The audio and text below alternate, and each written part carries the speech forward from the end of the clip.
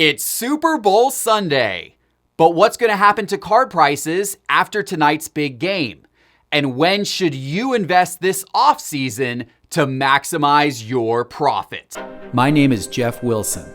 By day, I invest in tech companies, and at night, I invest in sports cards. Join me on my journey to profit from the hobby we all love.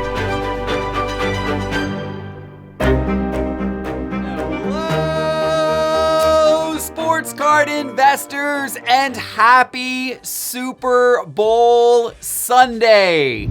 We've arrived to the end of the season. We are here, and it is going to be a great game tonight. I am looking forward to this. But as a sports card investor, I'm also looking forward to football's offseason. Because if you time it right and you look at the data that I'm going to show you today, you can find the right time to buy football cards this offseason to maximize your profits. That's what I'm going to show you today.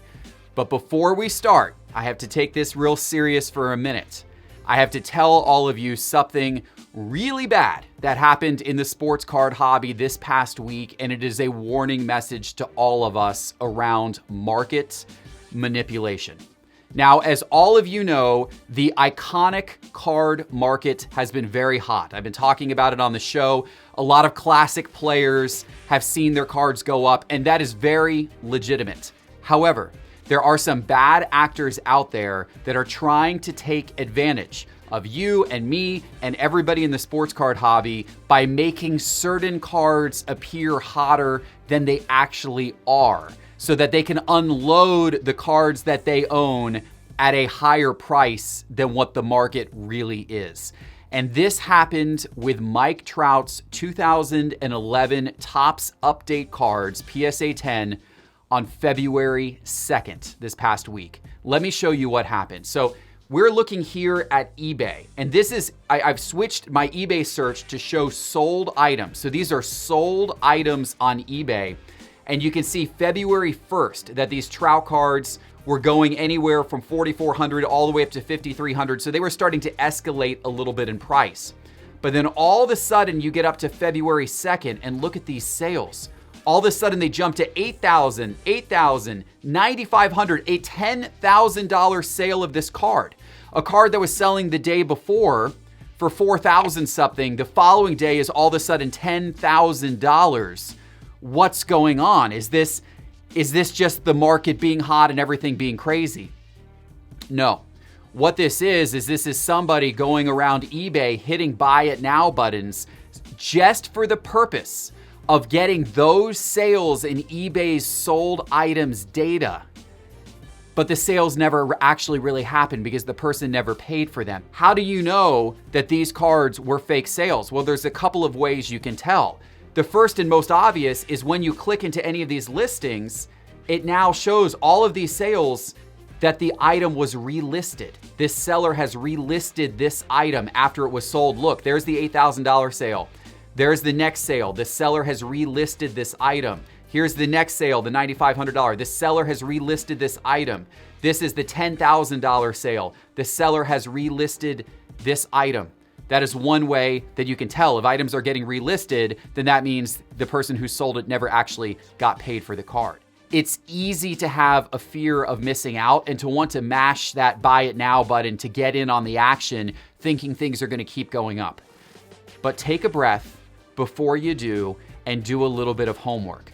Look at the recent sales. Does the pattern make sense? Or are you seeing a spike that is so extreme that is really hard to explain by any reasonable metric? In the case of these Trout sales, there were cards that were listed on eBay at buy it now for $6,500 while this person was clicking the buy it now button on the $10,000 card. So that right there tells you, wait a minute, this doesn't make any sense. Why was there a $10,000 sale of this card when there were other cards that the person could have clicked buy it now on for $6,500, right? Now, I'm pleased to say that these sales never made it into Market Movers or the Sports Card Investor app because we have built an algorithm into Market Movers and the Sports Card Investor app that looks for sales that seem suspicious. The algorithm looks at things like buyer feedback rating and also how quickly a card is escalating in price, and it flags sales that look suspicious. It flagged all of these sales, so they never made it into our data. Take a little bit of time to look at sales history, avoid that fear of missing out, look at buyer feedback, look at seller feedback, and be sure you have an accurate sense of the market, especially before making any big purchase. You need to protect yourself. Now, I have spoken with eBay and I have shown eBay this issue. The leadership team at eBay right now in the trading card space is very committed to making the buyer and seller experience better, and they are very concerned about things like this when they occur. They're working on things that are going to make the experience better in the future. Okay, but now let's get on to the actual topic I wanted to talk to you about today, which is the football card market and when you should invest and what is going to happen to card prices after tonight's game. And I think the best way to predict what might happen to Mahomes card prices in the upcoming weeks, what might happen to Brady's card prices, what might happen to the football card market in general, is let's just look back at what happened last year. Because we got very clear data and Market Movers. We got the data from last year. So let's take a look at what happened. So first of all, I am looking here at Patrick Mahomes' 2017 Prism Silver rookie card in PSA 10, the card that a lot of Patrick Mahomes collectors like to chase after. I've gone back to the beginning of 2000. So it starts at January of 2000. So a month before the Super Bowl. And the graph goes all the way through the start of this current football season. So it goes all the way through September the 10th, which is when the football season started. So what you'll notice here is that if you look at the first month on the graph, the very highest sale right there, that was the day of the Super Bowl. The Super Bowl was February 2nd. So Mahomes cards sold for the most on the Super Bowl day of the Super Bowl when you look at the first couple months of the year. Then immediately after the Super Bowl, they started to dip. And in fact, the low point for Mahomes cards was right here on February the 19th. So this is a little crazy. Think about this. Last year, Mahomes won the Super Bowl, won the MVP, yet his card prices dropped the 2 weeks after the Super Bowl ended. He won the Super Bowl. 2 weeks later, his cards were selling for less, despite the fact he won the MVP. But this is not an uncommon pattern in the sports card world. It is often better to sell during the rumor than the actual after the news occurs, after the event actually occurs. You're often too late. You're often too late at that point. It's the buildup, it's the hype, it's the rumor, it's the anticipation of what might happen that causes the card prices to escalate more than the actual thing happening itself. So we saw softening in Mahomes card prices immediately after. Now it only lasted for a couple of weeks, and then February 19th was the low point, and then you can see what happened from there.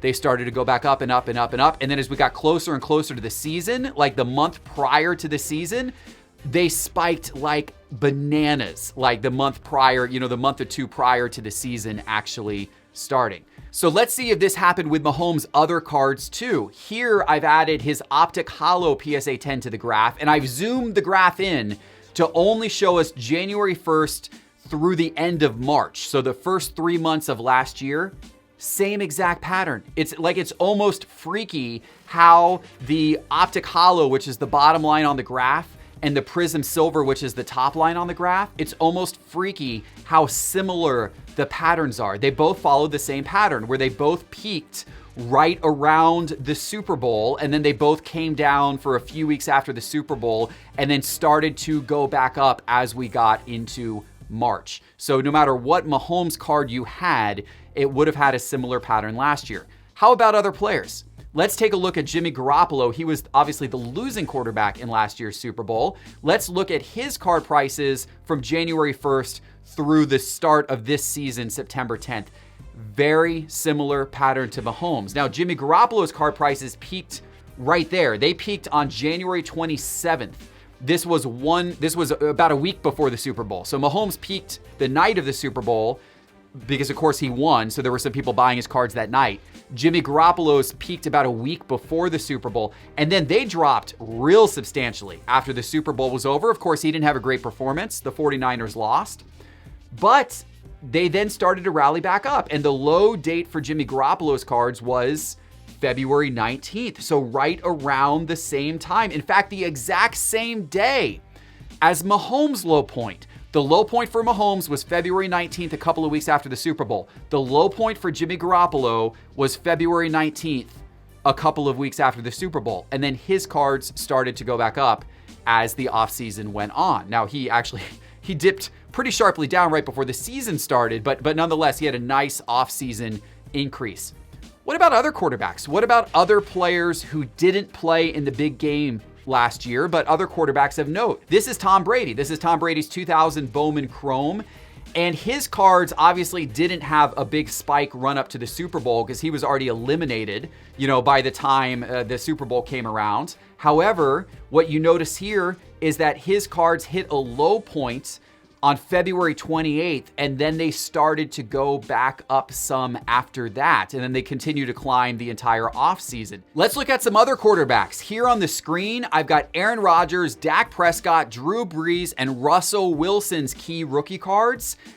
And what I want you to pay attention to is they're all following a very, very similar pattern to all of the guys I just showed you. The low points for their cards was also right in here. What is that? That's right around the end of February, the same time. In fact, the low point for Drew Brees' cards was the exact same February 19th date. That was the low point for Mahomes' cards, and that was the low point for Jimmy Garoppolo's cards. It's an amazingly similar pattern that played out across the entire football hobby last season. Super Bowl happens. Card prices dip for a couple of weeks after the Super Bowl, and then they start to climb back up. So the question is, will this play out the same way this year?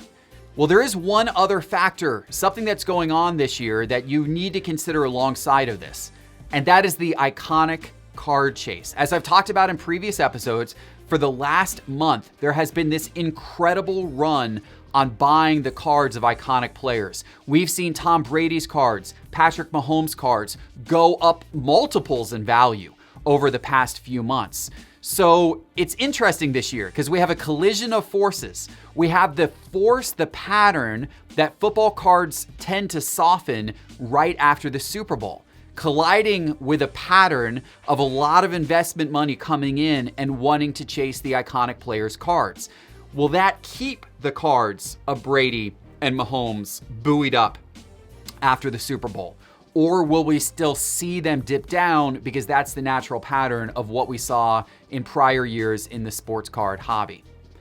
I don't totally know, but my guess is I do think we in general will see a little bit of a softening, especially for the more common cards on the market. I think your everyday prism type cards, your optics, your selects, certainly your lower end base cards like a Donruss or something of that nature. I do think we're going to see those cards soften, not just for Mahomes, not just for Brady, but across the entire football card market over the course of the next few weeks. And then if the pattern plays out like last year, we're going to start to then see them rally all throughout the offseason. We've got the draft coming up in a couple of months. The draft last year made a big difference for a lot of players' card prices. We might see that play out again this year. The upper end of the market, the really high-end, sought-after RPAs, the Brady Contenders Auto, the Mahomes National Treasures and Flawless cards, I don't think those cards are going to soften at all. The upper end of the market is being fueled by this high-end investment money. Lots of it is coming into the market right now. I think those cards on the high end are somewhat protected for the iconic players. They're somewhat protected from the day-to-day movements of the lower end of the market. But the lower end of the market, I do think we'll see a similar pattern play out this year. What does it mean for you? Well, if you're an everyday investor, if you're not buying the $100,000 high-end cards, then what it means is you're probably going to have a pretty good opportunity to scoop up some football cards at a discount in the next month or so. And that is probably your window, because once you get beyond the next month, you're probably going to see prices start to rise again as we get closer to the NFL draft, and then perhaps continue to go up over the course of the offseason. That's the pattern we saw last year. Can I guarantee it will play out again the same way this year? No, I don't 100% know. But historically, looking back at data, it's telling me that we've seen a pattern, and I think we're going to continue to see it play out. So use it to your advantage. All right, everybody, if you want to keep an eye on the market and you want to look at these patterns, because the key thing to do here is to buy at the dip, buy at the off-season dip. You need to be looking at the data every day to see when the dip is occurring, and then when things seem to be starting to tick back up, buy at that moment. And you need market movers. You need market movers to help you identify that dip and look at the daily price movement of all of these cards. Check out Market Movers by going to sportscardinvestor.com and clicking Market Movers in the main menu bar. You can sign up for a month and get instant access. You can be using it for the next month to really watch the football card market closely.